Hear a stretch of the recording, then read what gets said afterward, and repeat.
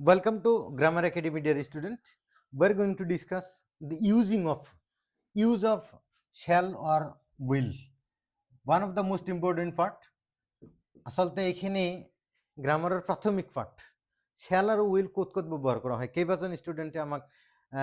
comment করে সুধিছিল যে স্যার শ্যাল আর উইলৰ এটা ভিডিও আমি দিব লাগে গতিকে তোমালোকৰ অনুৰোধ মৰ্মে আমি শ্যাল আৰু উইলৰ ভিডিও লৈ তোমালোকৰ সন্মুখত উপস্থিত হৈছো গতিকে আশা কৰিছো ভিডিওটো তোমালোকে চাবা তোমালোকৰ মতামতটো কমেন্ট বক্সত জনাবা বা তোমালোকৰ আৰু কোন বিষয়ে ভিডিও লাগে সেই বিষয়েও তোমালোকে আমাক কমেন্ট কৰি জনাবা তোমালোকৰ মৰমৰ হাতেৰে এটা লাইক দি যাবা লগতে তোমালোকৰ বন্ধু বান্ধৱীৰ লগত ভিডিওটো শ্বেয়াৰ কৰিবা বুলি আমি কাতৰ জোৰে অনুৰোধ কৰিছো তোমালোকক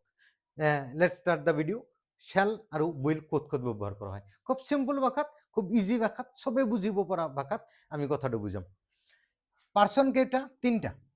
ফাৰ্স্ট পাৰ্সন সেকেন্ড পাৰ্সন আৰু থার্ড পার্সন ইয়াত সিঙ্গুলার প্লুরাল বুলি কথা নাই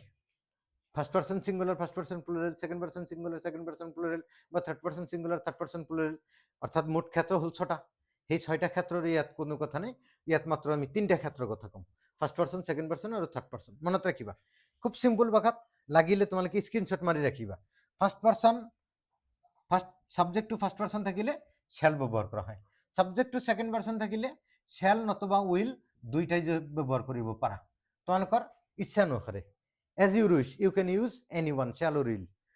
শ্যালো ব্যবহার করিব পারা উইলও ব্যবহার করিব পারা কিন্তু বিশেষজ্ঞসকলে ইংৰাজীৰ বিশেষজ্ঞসকলে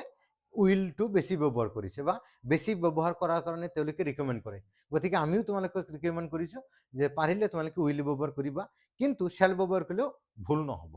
sentence will be correct second person থাকিলে শ্যাল বা will as you wish you can use anyone আৰু সাবজেক্ট টু থাৰ্ড পাৰ্সন থাকিলে উইল ব্যৱহাৰ কৰা হ'ব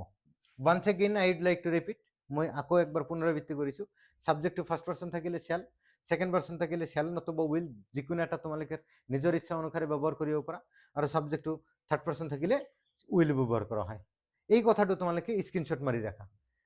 যদি মনত নাথাকে তেন্তে তোমালোকে সেভ কৰি ৰাখিব পাৰা ভিডিওটো তোমালোকৰ টাইমলাইনত ৰাখি দিব পাৰা ভিডিওটো এতিয়া কেতিয়াবা কেতিয়াবা শ্যালৰ পৰিৱৰ্তে উইল ব্যৱহাৰ কৰা হয় সাবজেক্ট শ্যালৰ পৰিৱৰ্তে যেনেকে ফাৰ্স্ট পাৰ্সন থাকিলে শ্যাল বহে কিন্তু শ্যালৰ পৰিৱৰ্তে উইলও ব্যৱহাৰ কৰা হ'ব পাৰে কেইবাটাও শৰ্ত বাক্যটো মানিব লাগিব প্ৰথম শৰ্তটো হল বাক্যটো নিশ্চিত ঘটিব তাৰ গ্যাৰান্টি থাকিব লাগিব কথাটো বুজাব পাৰিছো উদাহৰণস্বৰূপে ধৰা যে I shall go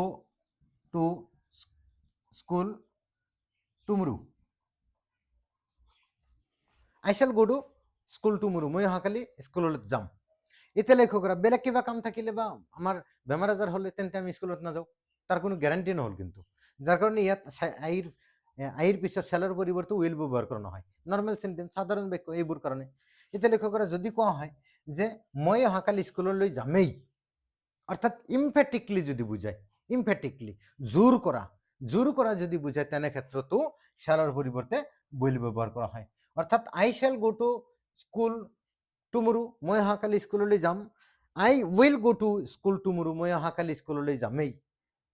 অৰ্থাৎ প্ৰথম বাক্যৰ তুলনাত দ্বিতীয় বাক্যটো তখন মানে ইমফেটিক বেছি বুঝাইছে জোৰ কৰা বুঝাইছে যাৰ কাৰণে যদি বাক্যটো জোৰ কৰে বুঝায় তেনে ক্ষেত্ৰত শ্যালৰ পৰিৱৰ্তে উইল ব্যৱহাৰ কৰা হয় আৰু বাক্যটো নিশ্চিত ঘটিব এনে অৰ্থ যেনেকৈ ধৰা